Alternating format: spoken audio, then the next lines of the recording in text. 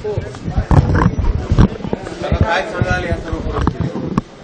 मी आज भेटायला येण्याचं कारण जुनं आहे. मला आठवतं की ते 2006-07ला आम्ही एकत्रच होतो. त्यावेळेस ऊस प्रश्नावर इथंच जिल्हाधिकारी कार्यालयासमोर उपोषणाला उभा राहतो. त्यावेळेस हे तरुण पोरं आम्हाला पाठिंबा द्यायला आणि भेटायला आले होते. महाराष्ट्र थांबणार नाही असं मुख्यमंत्र्यांनी म्हणलं. मला याच्यावर पूर्ण विश्वास आहे. शेतकऱ्याच्या प्रश्नावर जोही कुणी बोले, बच्चू कडूने आवाज उठवला, त्यांचं अध्यक्षपद काढून घेतलं. हा बिचारा काय सांगायला गेला होता? कृषी मंत्र्याचं विधान भवनातलं जे काही वागणं होतं ते दाखवायला गेलं, त्याला अमानुषपणे मारहाण केली. म्हणजे यांच्या विरुद्ध कुणीही आता प्रश्न विचारणार नाही, विचारले न पाहिजे. कारण यांना महाराष्ट्र थांबवायचा नाही.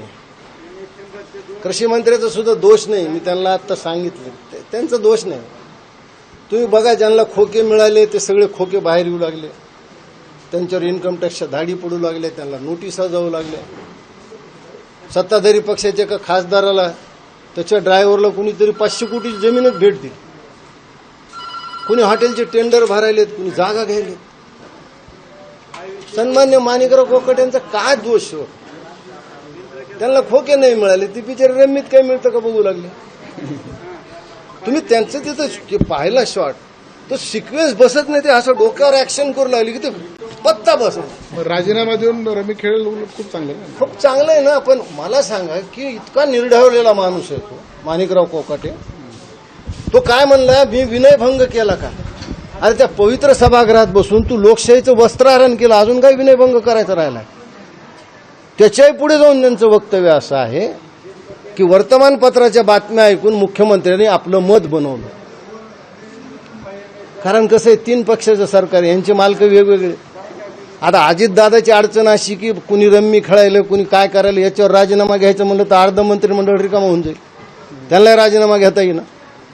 अडचणच आहे ना. काय महाराष्ट्र सरकार, काय चाललंय विधानसभेत? मराठी भाषेचं काय प्रत्यय विभक्ती सगळं लावून शिवीगाळ, एकमेकाच्या अंगावर मारामाऱ्या. मंत्रिमंडळ कॅबिनेट मंत्री रम्मी खेळायलेत, जे गृहराज्यमंत्री त्यांच्याकडे डान्स बार निघायला चाललंय का? महाराष्ट्र थांबणार नाही. आता महाराष्ट्र थांबायचं लक्षणच नाही. वेगळ्या ट्रॅकवर आहे, खूप वेगळ्या ट्रॅकवर.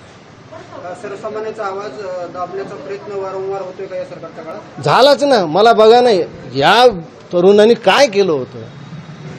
ठीक आहे, पत्त्याचा डाव टाकला, त्याचं चुकलं. तो एकच डाव टाकला हो, ते 2 डाव लागतात रम्मी ना, आणि 6 लोक लागतात. ते बिचारे तेवढं चुकलं, त्याला मारावं एवढं बाहेर जाऊन. काय चाललंय काय? हे सगळं काय सांगतो ना, हे दिखावा आहे सगळा. तर आता हे अजितदादांनी सूरज चव्हाणला राजीनामा देण्यास सांगितलं आहे. छावा कार्यकर्त्यांची मागणी हकालपट्टीची आहे. माझं म्हणणं, सूरज चव्हाण हा छोटा मोहर आहे. राजीनामा तर कृषी मंत्र्याचा घ्यायला पाहिजे. राजीनामा कृषी मंत्र्याचा घेतला पाहिजे. एवढा असंवेदनशील कृषी मंत्री आहे, यापूर्वी महाराष्ट्राला कधी लाभलाच नाही. ढेकळाचा पंचनामा करा, त्यांचे वाक्य आहेत ना. सूरज चव्हाणला तर सोडूनही दिलं. हो, आता ते कसं आहे, कायद्याचं पळवाटा सगळ्याला माहीत असतं. पण ज्या पद्धतीची मारहाण आहे, निषेध. मी त्या तरुणाला भेटायला आलो. या तरुणांनी मला एकदा अशाच आंदोलनात पाठिंबा दिला होता. मला वाटतं मी लातूरमध्ये आलो, पहिल्यांदा त्यांना भेटावं म्हणलं, म्हणून मी इथं आलेलो आहे. मला वाटतं हे सगळं पाहिल्यावर आज सन्माननीय राज्यपाल महोदय बोललेले आहेत की भाषेवर जर अशांतता असेल तर परकीय गुंतवणूक कशी येणार. आता ते फार मोठं पद, मी त्यांना काय बोलावं. लोक विधान भवनातलाही गोंधळ पाहतात, एकमेकाला शिव्या दिल्या, एकमेकाला मारलं, सत्ताधारी पक्षाचा आमदारच मंत्र्याशी कसा बघतो हे सगळं पाहतात. त्याच्याहून सुद्धा लोक ठरवतात इथं गुंतवणूक करावी का न करावी. आमच्या मराठी माणसाला कसं मारलं जातं, त्या मराठी तरुणीला कल्याणमध्ये मारलं, अमानुषपणे मारलं.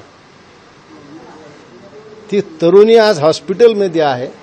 आमच्या पक्षाचे तरुण नेते अविनाश जाधवने तिचा सगळा खर्च उचलला. आमच्याच एका तरुण कार्यकर्त्याने, सतीश गव्हाणेंनी त्याला पकडलं, पोलिसांनी नाही पकडलं.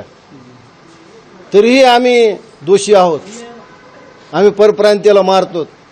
आमचंच म्हणणं नाही, गुजरात लोक काय म्हणतं, राजस्थान काय म्हणतं, एकदा विचारात घ्या. म्हणून महाराष्ट्र किती सहन करतो, म्हणून महाराष्ट्रीयन लोकांवर अत्याचार करू नका. त्या पोरानं तर पोलीस स्टेशनला त्या व्यक्तीला दिलं. त्या निशिकांत दुबेला म्हणतो झा कुठला विचार, बिहारमधलाच आहे, तुझ्याच गावचा आहे. मी तर निशिकांत दुबेला आव्हान दिलेलं आहे.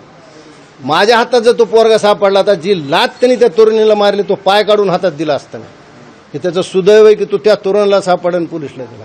महाराष्ट्र असा अत्याचार सहन नाही करणार. एबीपी माझा, उघडा डोळे बघा नीट.